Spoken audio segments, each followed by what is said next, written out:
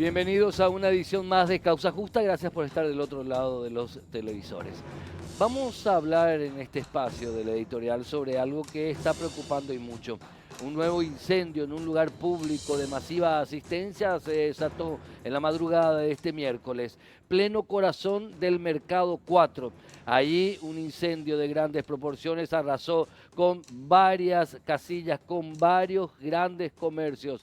Quiso la suerte algún ser superior, alguna deidad, que ese siniestro de grandes proporciones se haya desatado a las 2:40 de la mañana, de la madrugada, y no a las 5, 6, 7 o incluso 9 de la mañana, cuando en ese mismo lugar acuden no solamente cientos de permisionarios, cientos de empleados, sino tal vez miles de comerciantes de todos los tamaños que van a surtirse de ese lugar, porque justamente el lugar que se incendió hoy es una especie de gran distribuidor de todo tipo de productos. Ahí encuentran productos para luego revender comerciantes o emprendedores de todo tipo, desde lo gastronómico hasta de aparatos celulares incluso. Bueno, eso se incendió. Imagínense, pónganse un minuto en ese escenario dantesco, pero en plena hora del día, en plena actividad, lo que podría haber pasado.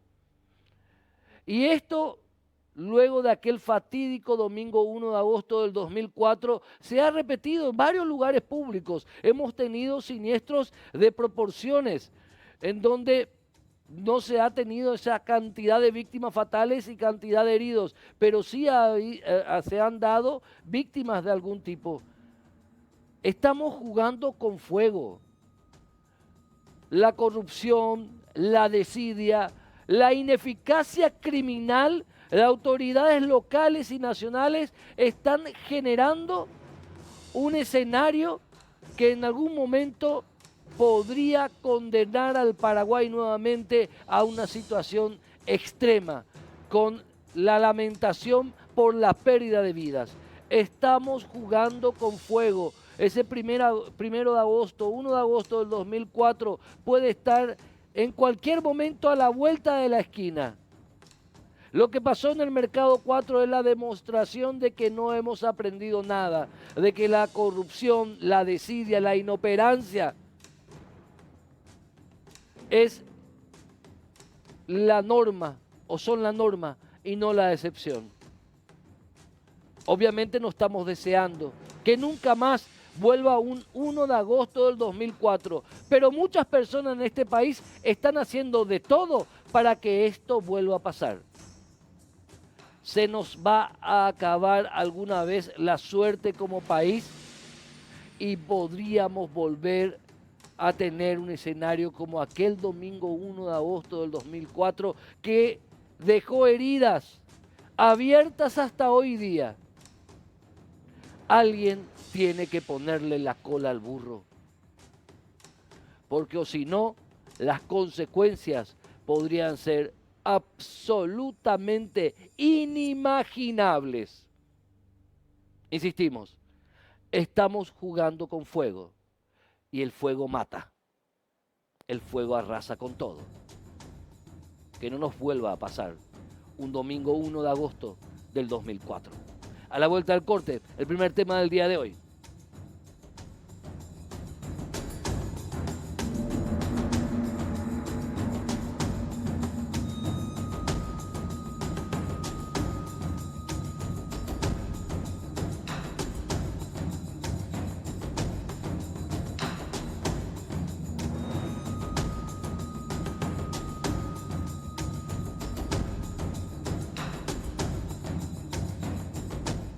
Al parecer todo está listo, todo está preparado para que este jueves la Cámara de Senadores le otorgue los votos constitucionales en una mayoría simple al senador Víctor Ríos para que pase a ocupar el lugar dejado en la Corte Suprema de Justicia por la fallecida ministra Gladys Vareiro de Módica. Y se está generando un verdadero caldo de cultivo de esta, incluso una, hasta la semana pasada, improbable crisis política. Habló hoy la Iglesia Católica, hablaron los empresarios, hablaron los gremios de abogados, hablaron los industriales, hablaron los medios de comunicación, obviamente, habló cierto sector de la clase política. Estamos ante el inicio con esta elección de un terremoto político. Eso le preguntamos, entre otras personas, hoy al doctor Manuel Riera, presidente del Colegio de Abogados del Paraguay. ¿Cómo estás, Riera? Bienvenido nuevamente a Causa Justa. Hola, Héctor. Muchas gracias por la invitación. Siempre un gusto participar en el programa. ¿Cuál es la visión del Colegio de Abogados del Paraguay, que en un comunicado quiere también marcar la cancha? ¿De qué manera marcó la cancha ante este escenario, este gremio tan importante, doctor? El Colegio de Abogados, después de la sesión ordinaria que tuvo en la tarde-noche del lunes, haciendo una evaluación del proceso de selección de candidatos a ministros a la Corte, evaluó un poquitito la cuestión y allende los problemas del proceso o sus virtudes, que los dejamos para más adelante, se puso a considerar si esta posibilidad de que un senador activo en el ejercicio activo de sus funciones pueda o no llegar a la Corte planteaba un problema, y entendimos que sí, desde el punto de vista de la independencia del Poder Judicial, porque estaríamos siendo testigos de cómo un candidato en el ejercicio activo de sus funciones puede ser al mismo tiempo elector de sí mismo, por un lado, y estaría llegando, digamos, como destino a la Corte Suprema, que se entiende independiente entendida a su vez de la no injerencia de factores externos en sentidos generales y específicamente de los políticos y puntualmente del Congreso. Entonces, ¿cómo se consigue un ministro independiente o un juez independiente cuando este es el mismo o tiene el origen en esos lugares de donde la injerencia normalmente proviene, ¿verdad? Ahí es que el colegio haya evaluado la cuestión y salió a decir que en nuestra opinión política, esta es una definición pública, Héctor, no otra cosa, un senador activo en el ejercicio público de sus funciones no debería llegar a la Corte Suprema de Justicia. Directo. No debería. No debería. Pero va a llegar. Estamos ante un probable escenario del hecho consumado. Los partidos terminan cuando terminan, ¿verdad? Y el proceso de selección tiene dos etapas. Una es la elección de la Cámara de Senadores, que estará por verse por un lado, y la otra es el acuerdo constitucional, que también está por verse por otro lado. El país reconoce entre sus antecedentes estadios en los cuales las cosas estaban cantadas de un lado y todo se termina realmente con el voto, o sea, no siempre está todo dicho, y también reconoce como un precedente el desacuerdo del presidente de la República, como pasó con el doctor Linneo Infran, que terminó generando una nueva terna donde se integró con el doctor Eugenio Jiménez Rolón, de la que provino finalmente la doctora Miriam Peña. Entonces, Paraguay tiene una historia moderna donde las cosas muestran ambos sentidos. Un Senado que puede o no puede ir en un sentido y un presidente que puede o no puede ir en otro sentido, ¿verdad? Pero realmente estamos con una especie de mensaje de una mayoría en la Cámara de Senadores que dice: los sectores empresariales pueden tener su ministro, los sectores económicos pueden tener su propio ministro, los gremios de abogados pueden tener su propio ministro de la Corte. Nosotros también, como senadores, queremos para nuestro ministro propio. Porque yo creo que Víctor Ríos, en la visión que se está instalando, no es senador por el Partido Liberal Radical Auténtico, es senador por el Congreso de la Nación, por esa mayoría. Esa es mi lectura. Abstraete de la figura de Víctor Ríos. Saca inclusive el origen partidario, aunque sea Enrique Riera Escudero, aunque sea el senador que quiera, el de mayor confianza, el tipo que se va a cantar a tu cumpleaños, el que quiera, no puede llegar. No puede llegar por las mismas razones que no debería llegar alguien que está haciendo del ejercicio profesional de su vida diaria hace años actividad política, cuando lo que se quiere en el otro extremo, que es la Corte, la actividad completamente opuesta. El Poder Judicial no es un poder que proviene del sufragio, no es un poder que se compone de elecciones generales, no es un poder que es simpático a la opinión pública en general, es un contrapoder, es eminentemente contramayoritario. No está ahí para caerle bien a la mayoría, está ahí para atender tu caso particular según tu caso, con independencia y con imparcialidad. Entonces, si estamos trayendo una persona de la visión opuesta a un lugar opuesto, el colegio lo que dice es: Vamos a dar una opinión disonante a las que existen hoy, agregando una nueva en la palestra pública para que de estos temas se empiecen a hablar y se empiecen a discutir como estamos haciendo, digamos, en la opinión pública a través de los espacios y de las entrevistas, ¿verdad? Eso es un poquitito lo que el colegio plantea a su vez, tocar el Ah, tema. ahora, claro, pero ¿qué pasa con el otro sector, los otros sectores que están apoyando la figura de Víctor Ríos, que dicen, "Pero espera un poco, nada se dijo cuando se le nombró a un César Diesel, nada se dijo cuando se la nombró a una Carolina Llanes, nada se dijo cuando se lo nombró a un Eugenio Jiménez, nada se dijo cuando se le nombró a un Alberto Martínez Simón, ¿Qué había que decir? no sé, ellos no representan a otros sectores. Es que no es una cuestión de representación. El colegio no está eligiendo un abanderado. El colegio está diciendo que un político activo en el ejercicio de sus funciones es inconsistente con la idea de imparcialidad, no Perfecto. con la del gremio. Siendo abogado no, no quiero decir abogado del diablo, haciendo el contrapunto, si me permitís, Sí, doctor. claro. Sin embargo, entre las inhabilidades para presentarte al cargo de ministro de la Corte Suprema de Justicia o entre, a ver, los requerimientos para presentarte a ministro de la Corte Suprema de Justicia, te dicen que tienes que ser paraguayo, doctor en Derecho, tener X años de edad. No dice que hay un impedimento de que si vos sos político activo no te podés presentar. Sin duda. El colegio no toma una posición jurídica, toma una posición política. Por la misma razón por la que no debería haber un militar en la Corte. Por la misma razón en la que no debería haber un futbolista en la Corte. Es una posición política, no es jurídica la del colegio. No, No, no entiendo perfectamente, pero es para instalar el debate, para hablar, ¿verdad? es un debate que está, pero no es el que nosotros utilizamos, en el sentido de que nosotros no fundamos la opinión del colegio en una norma. Nosotros sabemos que la inhabilidad no existe desde el punto de vista de la participación y el arribo, pero nos hace ruido la idea de que todo aquello por lo cual se pugna siempre en el marco de la independencia de un poder judicial sea exactamente lo que está llegando. A lo mejor el senador Víctor Ríos, si el día de mañana es electo, nosotros lo vamos a tratar como el ministro que va a ser con el mismo decoro y respeto a que los demás que tienen su magistratura. Y te descuidas y es un gran ministro. No pasa eso, no pasa por ahí. Pero nosotros vemos cómo de 35 años de dictadura, donde Stroessner ponía los ministros que quería, a pluma, y hacía de eso lo que quiso durante todo ese tiempo. El sistema actual con la constitución democrática cambia el sistema, le saca el poder a Stroessner y divide en un consejo de composición diversa, con sociedad civil incluida. Si eso se hace para evitar lo que se hacía, ¿por qué hacemos lo que se hacía de vuelta? Perfecto. Muchos gremios se expresaron, ¿verdad? Hablaron, plantearon, entre ellos la Asociación Rural del Paraguay. Está Pedro Galli, titular. ¿Cómo estás, Pedro? ¿Cómo andamos, querido?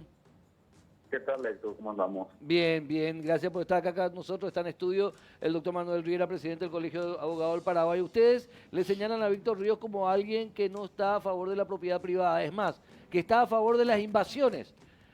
¿Cómo se sustenta eso y por qué esa postura así tan clara y contundente contra la probable designación de Víctor Ríos como ministro de la Corte Suprema de Justicia? Bueno, antes que nada, saludo a Manuel, que está por ahí de la rural también, que seguramente va a fundamentar mejor desde el punto de vista jurídico. Acá hay dos cuestionamientos. Por un lado, el proceso o la designación con una manipulación de orden político para la formación de la terna con un candidato que ya está prácticamente cantado que va a ser designado y otros dos que aparentemente reúnen las condiciones para ocupar ese cargo, pero están puestos de relleno. Una manipulación política, un cubeteo político. Los miembros de la terna no eran los mejores puntuados. Es un senador activo que va a integrar la Corte Suprema de Justicia. Entendemos que puede interpretarse como un desequilibrio de los poderes del Estado, ¿verdad?, que es la base de nuestro Estado de Derecho. Y por otro lado, la pregunta que me hiciste con relación a un defensor de las invasiones. Él fue uno de los firmantes del proyecto de despenalización de las invasiones. Entonces, no creo que podamos esperar por lo menos una postura ecuánime con relación a estos casos si es que ocupa el más alto cargo del Poder Judicial. Ahora, la posición de que él está a favor de las invasiones, de que Víctor Ríos está a favor de las invasiones, ¿se sustenta en expresiones vertidas por él mismo en el Pleno de la Cámara de Senadores por votos que tuvo con respecto a proyectos de ley, Galli? Él fue proyectista de ese proyecto de ley. Él firmó como proyectista para despenalizar las invasiones. Aparte tuvo una serie de posturas a lo largo de su digamos, su carrera política, digamos, dentro del Senado, que ponen en duda su como persona que pueda estar en la defensa de la propiedad privada. Sus inclinaciones claramente con tendencia a la izquierda, si bien forma parte de un partido que originalmente es de derecha, ¿verdad?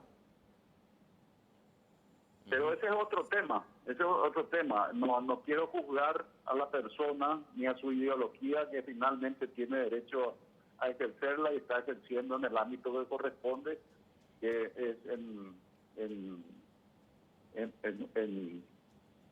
el legislativo.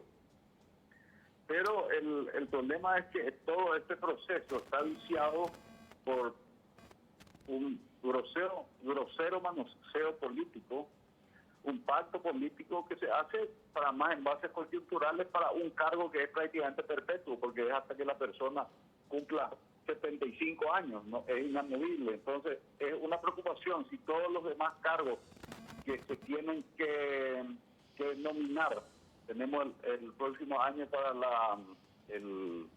la justicia electoral.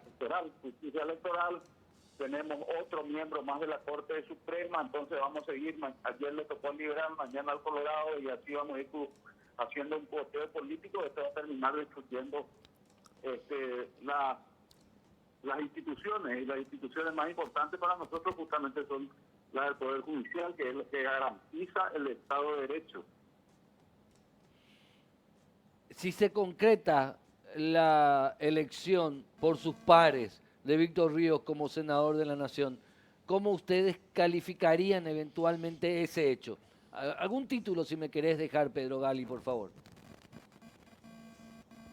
Y sería una grosera manipulación de los procesos establecidos. Perfecto. Esperemos que esto no suceda, que recapaciten, que reflexionen y que se den dentro de esa misma terna. Hay personas mucho más calificadas para ocupar este cargo. Lastimosamente están puestas ahí al parecer de relleno para completar la terna. Pedro Galli, de la Asociación Rural del Paraguay, muchas gracias. Hay por qué, saludos. Hasta luego. Manuel Riera, quiero compartir contigo y con la audiencia, y luego ir al corte, pero continuar contigo, ¿te parece? Sí, cómo no. Quiero seguir analizando con el presidente del Colegio de Abogados del Paraguay y otros entrevistados telefónicos. Pero ya antes de ir al corte, o a la vuelta del corte, porque también en su Asamblea General Ordinaria, la Conferencia Episcopal Paraguaya se manifestó.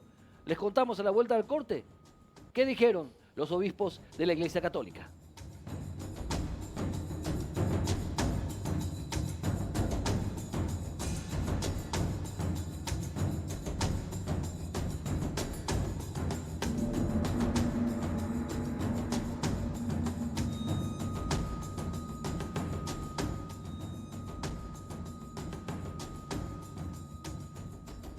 La probable designación de Víctor Ríos como ministro de la Corte Suprema de Justicia se está dando en un verdadero escenario complicado. Tal vez incluso podría dar pie a una crisis política, tanto así.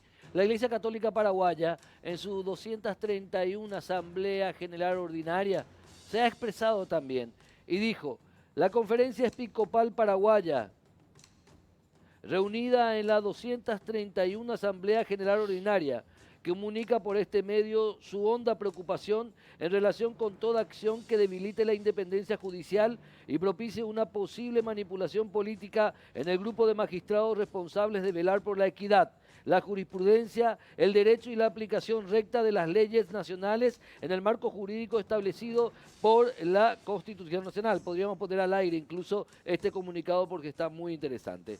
Manifestamos, dice este comunicado, nuestra extrañeza y solicitamos se den las aclaraciones debidas a la ciudadanía, así como el respeto a los procedimientos definidos y al espíritu que debe prevalecer en todo acto que involucre el nombramiento de autoridades, sobre todo en el Poder Judicial, institución fundamental para la democracia. Exhortamos a nuestros legisladores del Congreso Nacional a proceder con rectitud, que sean auténticos custodios de la integridad de los poderes del Estado y garantes de la credibilidad institucional. Asunción, 3 de noviembre del 2021, Obispos del Paraguay. Ahí está en pantalla lo que acaban de decir los miembros de la Conferencia Episcopal Paraguaya, los obispos de la Iglesia Católica. Los obispos de la Iglesia Católica. ¿Qué opina al respecto, doctor Manuel Riera? Y entra un jugador importante a la cancha, ¿verdad? O sea, la opinión de la iglesia ha sido siempre importante para el gobierno porque la relación del gobierno y la iglesia siempre fueron, digamos, relevantes en la política pública. A mí me interesaría, si me permitís, Héctor, hacer este ejercicio contigo, ¿verdad? Cuando el Consejo de la Magistratura hizo el proceso de selección, la suma total de las etapas o de los puntajes en todas sus etapas equivalía a un 100 o un 100%. Y el reglamento decía que todo aquel que tenía más de 70 era ternable. De los 18 jugadores que llegaron a la etapa final, 11 tuvieron 70 o más de 70. Quiere decir que en abstracto los 70 tenían exactamente la misma posibilidad para ser ternados. Sí. 100%. Sí. En una sesión abierta, extendida, larga, los diferentes miembros del Consejo explicaron miles de razones por las cuales 3 personas deberían ser los ternados según ellos. Pero no se dijo por qué los 8 restantes no. A nosotros nos interesa la idea de la disonancia en ese sentido. Porque no estamos eligiendo un presidente de un club. Estamos hablando de un presidente de la Corte Suprema. Con este agregado, si un senador se equivoca o si el Congreso se equivoca y saca una ley, esa ley es derogable automáticamente. Si el presidente de la República se equivoca y saca un decreto, ese decreto es derogable automáticamente. Si un juez se equivoca, su error es derecho para siempre. Porque las sentencias son definitivas y van a marcar para siempre no solo la causa particular de una persona y el resto de su vida, sino que al ser de la Corte baja una política pública que irradia hacia el resto de los jueces del Poder Judicial. Entonces, la importancia de lo que se elige, aunque no sea, digamos, un tema público o popular, exige y amerita que el debate cívico sea enorme y de gran envergadura sobre las razones de por qué una persona puede y otra no puede. Doy un ejemplo. Si Héctor Alegre y el programa de Causa Justa son programas de indiscutida trascendencia en el ámbito jurídico, por ejemplo, si yo no te voy a citar, tengo que explicar por qué te omito. Si sos una persona de autoridad en el sector, ¿cómo yo voy a omitir lo que decís o lo que pensás? Acá lo mismo, el Consejo de la Magistratura omitió este asunto. El Senado puede perfectamente incluir en su discusión parlamentaria, la cuna del Parlamento, por qué sí una persona y por qué no los otros 2. El colegio está haciendo el ejercicio, ¿por qué no una? Y eso es lo que queremos agregar, darle contenido a la democracia, Héctor. No hablar necesariamente de crisis, empezar a poner en un debate, aunque suponga roce, dándole contenido, no porque tenemos razón, porque tenemos más votos, sino que tenemos más votos porque esta razón es más importante o tiene más sustancia o prima sobre las otras que no tienen A, B, C, D, E sustancia. Eso es lo que necesitamos que empiece a haber, ¿verdad? Y ese es el ejercicio que queremos lograr, contenido a la democracia. Cuando abordaba yo este tema, recordaba aquel proceso de entre el 92 y 93. Salíamos de una oscura dictadura. Stroessner había sido rajado a cañonazos pocos años antes y se discutía qué había que hacer con la Corte Suprema de Justicia. En ese entonces, El sistema funcionaba como funciona en los Estados Unidos. El presidente de la República, Poder Ejecutivo, mocionaba a un postulante y ese postulante debía obtener los votos de una mayoría calificada, propiamente dicho, en la Cámara Alta. Así funcionaba antes, hasta que me inventan el Consejo de la Magistratura y bueno, y hablan de cómo integrar la Corte y la magistratura en sí. ¿Qué pasa? Yo estaba analizando, quiero compartir contigo y con la audiencia este análisis. Tal vez la mejor Corte Suprema de Justicia, con sus luces y sus sombras, pero hombre por hombre, integrante por integrante, más relevante, más importante, de mayor peso intelectual, fue la Corte Suprema de Justicia, que salió de aquel aquel acuerdo político Juan Carlos Guasmosi, Domingo Laino. En esa Corte Suprema de Justicia podíamos encontrar a un grande del derecho, un señor como Óscar Pacielo, padre. Podríamos encontrar a un señor con todas las letras, don Jerónimo Irala Burgos. Podríamos encontrar a un señor como Paredes. Podríamos encontrar a un señor como Raúl Sapena Brugada. Le podíamos encontrar a un entonces más joven, hoy sigue siendo joven, Luis Lescano Claude. Le podíamos encontrar a un señor como Enrique Sosa. Y los otros también, con sus luces y sus sombras, obviamente. Carlos Fernández Gadea, un Enrique Liceche, un Wildo Rienzi también. Era una Corte Suprema de Justicia, tal vez la más honorable que hayamos tenido, que salió de un acuerdo político. Entonces, en mi humilde opinión, y perdona que esté monologando, sos vos el invitado, sos vos el entrevistado, pero por esas ansias de tratar de tapar el sol con un dedo, de decir que lo político es malo, es horrible, trasladamos el acuerdo político, el hecho político, lo hemos convertido en un cuoteo político. Eso pasó, eso está pasando con esto. El hecho político más relevante, que es la integración de un poder del Estado, tal vez el más importante, por esas ansias de esconder, de tapar, de tener doble moral, lo hemos convertido en un coteo político y lo está pagando la institucionalidad de nuestro país. ¿Me equivoco mucho al abordar de esa manera esta situación, doctor Riera? No, todo lo contrario, Héctor. Yo te diría que esa es una de las mejores maneras de abordar este asunto hoy en día, ¿verdad? Te digo por qué. Acá no sería relevante, por ejemplo, se habla de qué importante sería que la Corte tenga pluralidad en su composición. Si por pluralidad se entiende presencia partidaria, no hay lugar suficiente, porque hay más de 9 partidos ya hoy en día en carrera. Sí. Entonces no se puede plantear así. Ahora, vos podrías pedirle a un ministro de Corte o a un candidato a ministro de Corte que se defina política, teórica, filosóficamente, como vos quieras, ideológicamente, sin problema, que piensa la libertad de la gente.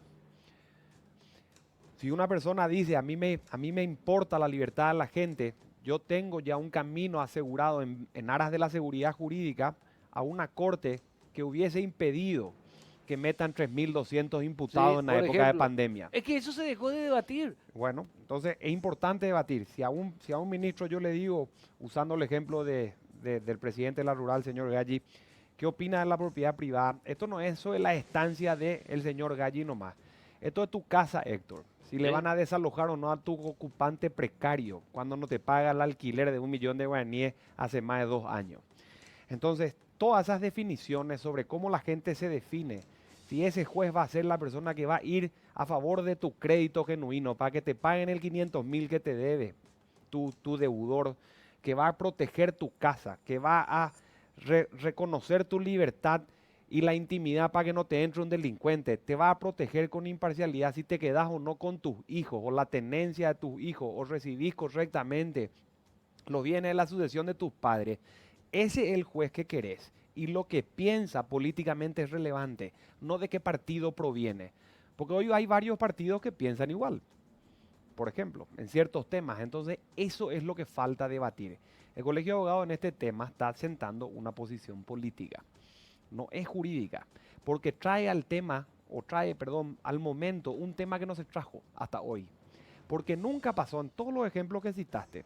Ni Óscar Paciello, ni Carolina Llanes, ni Gladys Vareiro, ni otros ministros que había citado, fueron senadores activos en su momento. Buscamos el pasado a ver si había un precedente y no lo encontramos. Acá se está dando por primera vez. Vamos a hablar del tema. No tengo por qué difamarle a nadie cuando yo sostengo el asunto. No puede mi opinión ser sinónimo de crisis para alguien. La democracia es así. Claro. Entonces, en ese sentido, estamos haciendo un ejercicio democrático de poner varias opiniones. El colegio pone una, no pone la única. Ese es el problema, que en los debates en este país, las respectivas partes que integran ese debate creen que su opinión es la única. Exacto. Ese es el problema. No queremos ser dogmáticos, queremos poner una opinión más en la mesa, como la acaba de poner la iglesia, como la puso el sector de la producción, como van a poner otros sectores en favor y en contra de que esté una persona u otra. Ni un problema.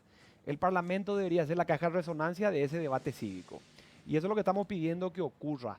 No porque son más de 23 votos nomás en el marco de a lo mejor un pacto político, pero que públicamente ¿dónde está? ¿Lo conoces vos? No. ¿Te invitaron a vos? ¿Se discutió con alguien? Es que hace mucho Exacto. se dejó de debatir Exacto. políticamente la integración de la máxima instancia judicial, que tal vez es la institución más importante. Y te digo lo siguiente, para ya ir redondeando. Se nos quiere hacer creer que la integración de la Corte Suprema de Justicia no es un hecho político, cuando lo que es la integración de la Corte Suprema de Justicia en su esencia es un hecho político. Finalmente, ¿qué podrías señalar, por favor? Lo que decís, Héctor, la Corte Suprema de Justicia es la cabeza de un poder del Estado y al ser un poder del Estado es un poder político y cuando la Corte dice algo, hace política pública. Los abogados estamos acostumbrados a tomar partido en las discusiones procesales. Estamos acostumbrados a tomar partido en las causas. Y nosotros creemos que esta es una causa que vale la pena pelear. Esta es una causa justa. Y eso es lo que vamos a hacer desde el colegio. Pelear por una causa justa. Doctor Manuel Riera, presidente del Colegio de Abogados del Paraguay. Muchísimas gracias. A vos, Héctor, por la invitación. Gracias. A la vuelta del corte vamos a aportar un punto más en el debate que estamos haciendo aquí en De Causa Justa o en la aproximación sobre la situación de la seguridad preventiva de nuestro país. Vamos a mostrar un mapa de los puntos ciegos del sistema de seguridad del 911 en varios puntos de la capital y del país. A la vuelta del corte.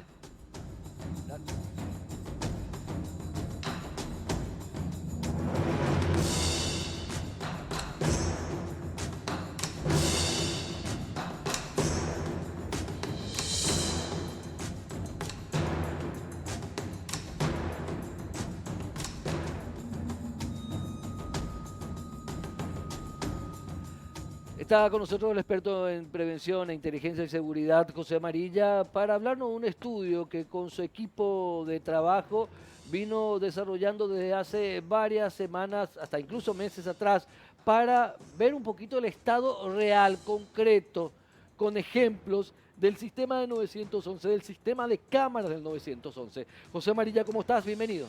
Gracias, Héctor. Siempre un gusto estar contigo y con la audiencia. Vamos ya a las placas directamente para ir explicando. Vamos a la primera, vamos a ir explicando un poquito de qué se trata este informe, este trabajo que estuvimos haciendo.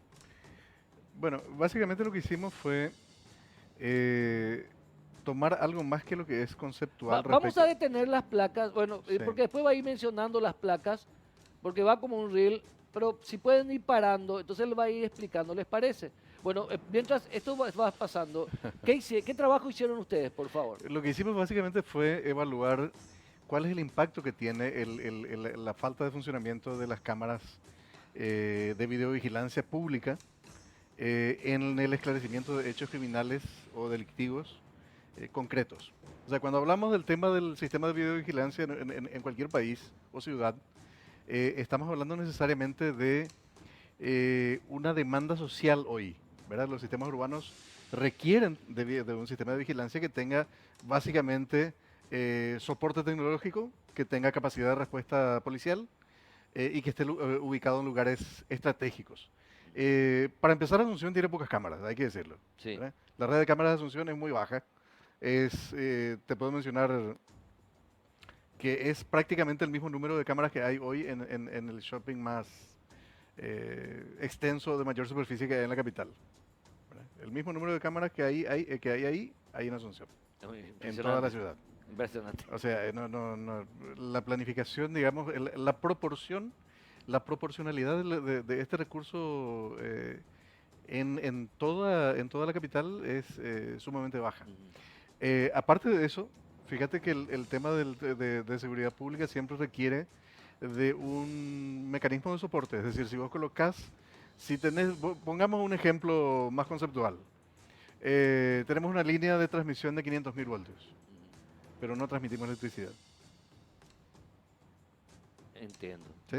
Entiendo. O solamente funciona la mitad.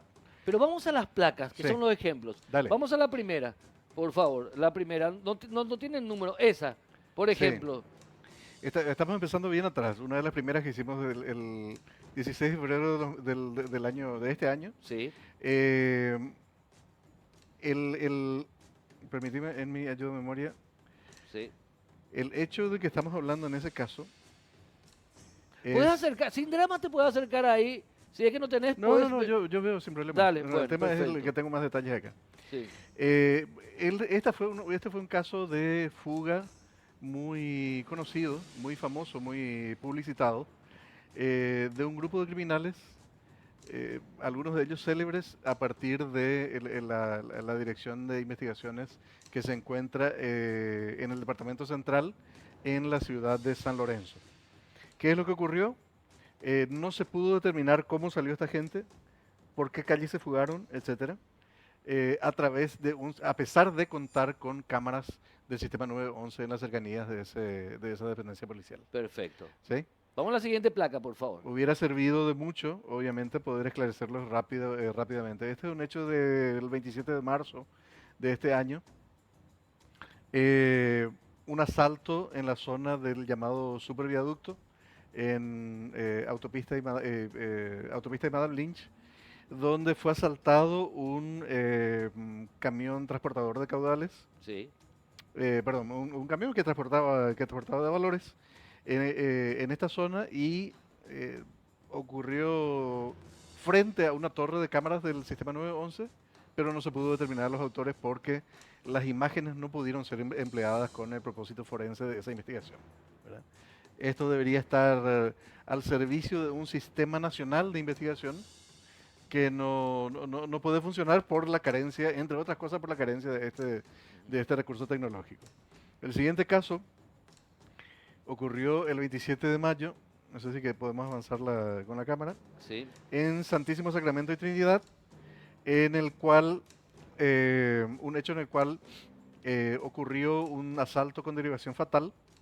La víctima se llamaba Félix María Quiñones, funcionario del Jardín Botánico, ¿verdad?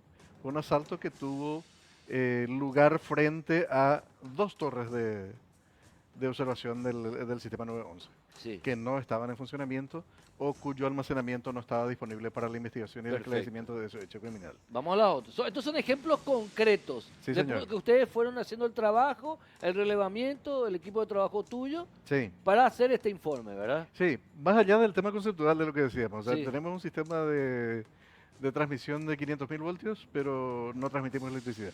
Ok.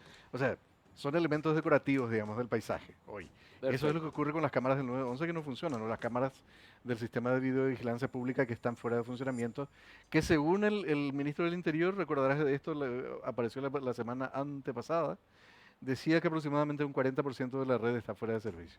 No, Es decir, que solamente funciona el 40%. que alrededor del 60% está fuera de servicio, entonces, Sí. ¿verdad? Que alrededor del 40% es lo que funciona. Entonces, ¿qué es lo que estamos haciendo? No estamos tomando ninguna medida de contrarresto de este avance que hay de la criminalidad organizada en el país, entre otras cosas, en su extensión territorial. O sea, el crimen organizado le estamos entregando el país al crimen organizado por falta de prevención de elementos como este. O sea, vos tenés que incorporar recursos humanos, materiales y tecnológicos para generar cualquier tipo de política pública de seguridad, y además tenés que contemplar los recursos financieros, la cuarta pata, para que esto se mantenga en funcionamiento. No es solamente comprarte el coche, tenés que cambiarle el aceite, Claro. tenés que cambiarle las cubiertas cada tanto, porque si no, tu vehículo va a dejar Y eso de me ser recuerda útil. que el propio ministro, en mi programa de radio, el propio ministro Yusio me decía que para hacer un mantenimiento ideal del sistema de cámaras y todos sus componentes estábamos hablando de 21.000 millones de guaraníes. Sin embargo, Hacienda solamente le dio 8.000 millones de guaraníes. Lo importante saber es cuánto pidió Arnaldo Yusio para el mantenimiento de las cámaras. Pero vamos a los otros ejemplos, Sí, por favor. Estamos haciendo una especie de mapas de cámaras 911 que están, pero que no están tan bien. O sea, que no cumplen su función. Vos lo dijiste, decoración. ¿Qué es este caso, por favor? Este es un caso ocurrido el 2 de junio. Una estación de servicios de Petropar que fue asaltada por motochorros. Estos terminaron detenidos, pero no gracias al sistema de videovigilancia, porque que dicho sea de paso no funcionaba, sino al seguimiento efectuado al caso de una manera relativamente oportuna en este caso en particular. En la siguiente placa, es más reciente, vemos un caso de un asalto fatal de motochorros en el cual resultó víctima Justo Amado López, un radiólogo de 42 años, padre de familia, etcétera. El hecho ocurrió en el rango de alcance de una torre de observación del 911, de una torre de cámaras, pero las imágenes no estaban disponibles y no fueron aprovechadas, no pudieron ser aprovechadas para el esclarecimiento del hecho. El hecho está todavía hasta hoy sin ser esclarecido. Y en la siguiente placa, que corresponde al 16 de julio de este año, asalto a funcionario de la casa de cambios de la embajada de una casa de cambios cerca de la embajada de Brasil. Sí. Imagínate que la embajada de Brasil, la embajada de Estados Unidos, la embajada de la República Argentina, la embajada de Bolivia, la embajada de los países vecinos, de los que son estratégicamente importantes para nosotros, y cualquier embajada sea de la Unión Europea o Lo de que países sea. incluso de mayor lejanía, tienen que ser zonas de alta vigilancia por un interés propio del Estado paraguayo. El Estado paraguayo es garante de la seguridad de las misiones diplomáticas reconocidas y desplegadas en su territorio. ¿Sí? Y esto ocurrió frente a una de las legaciones diplomáticas más importantes y más estratégicas para el Estado paraguayo, nada menos que la Embajada del Brasil, ¿verdad? En esa zona, ¿qué es lo que pasó?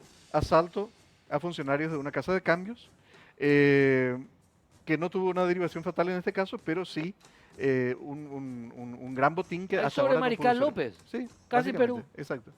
Esta otra, La siguiente placa corresponde a un hecho que es del 30 de agosto de este año, sí. homicidio frente al mercado de Abasto. Recordarás este caso que fue un caso sumamente triste, El ¿verdad? del chipero, El del chipero, que estaba que le contando mata a su... una adolescente Exacto. drogada. Aparentemente la adolescente.